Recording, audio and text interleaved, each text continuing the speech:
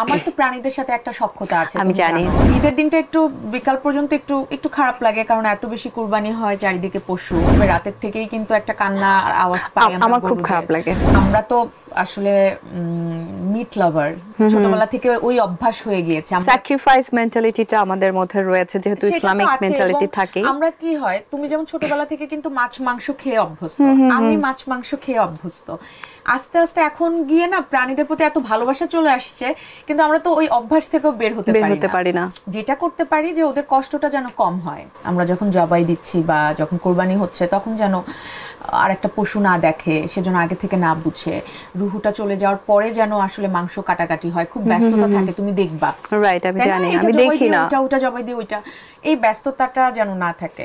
Even though আমি মানে কাটার সময়টা তো থাকি আমি না, থাকি না, আমি উপরে বাসায় আনার যখন পরে। কাটাকাটি হয় ওই সময়টা আমি স্কিপ করার ট্রাই করি, এবং আমার আমাকে কষ্ট যখন লাগে। আম্মু বলে এটা আমাদের গরু, আমি আচ্ছা আচ্ছা, মানে আমি দেখি না, কারণ আমার বাজারে কি হয়, আমরা তো আসে খেয়ে ফেলি, দেখি না।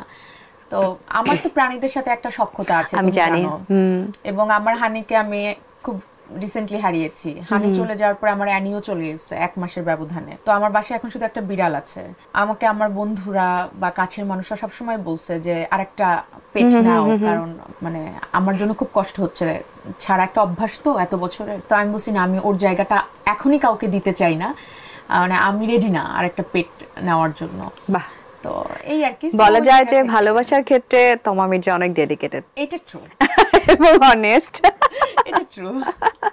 যাই হোক, ভালোবাসার প্রসঙ্গে আমি অবশ্যই ইভেন্চুয়ালি আসবো। জানি জানো জানো যে আচ্ছা, এটা তো খুব আমি তোমাকে বলেছি তুমি আমার খুব ভালোবাসার মানুষ। আমি যখন দেখছি যে তোমার মির্জা খুব ভালো আছে, খুব সুন্দরভাবে তার পার্সোনাল লাইফটাকেও গুছিয়ে নিচ্ছে, এটা তো অবশ্যই ভালো লাগার একটা বিষয়। দেখো, মানে এই এই বিষয়টা নিয়ে ক্যামেরার সামনে কথা হবে, ক্যামেরার পিছনেও কথা হবে, কাছের মানুষদের সাথেও কথা হবে, এটা স্বাভাবিক। আমি যেমন তোমার বাসার কথা জিজ্ঞাসা করলাম একটু আগে, রাইট, তো তুমিও জিজ্ঞাসা করবে। এখন তুমি দুবার জিজ্ঞাসা না করে তুমি একবারে অনিয়ারে জিজ্ঞাসা করতে। আচ্ছা ঠিক আছে, অনিয়ারই জিজ্ঞেস করছি।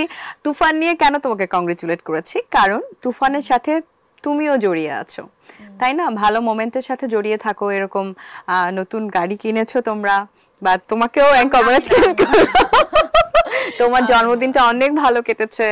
তো রায়হান রাফির সাথে তোমার কেমিস্ট্রিটা অন স্ক্রিন অফ স্ক্রিন খুব দুর্দান্ত, এটা আমরা সবাই জানি।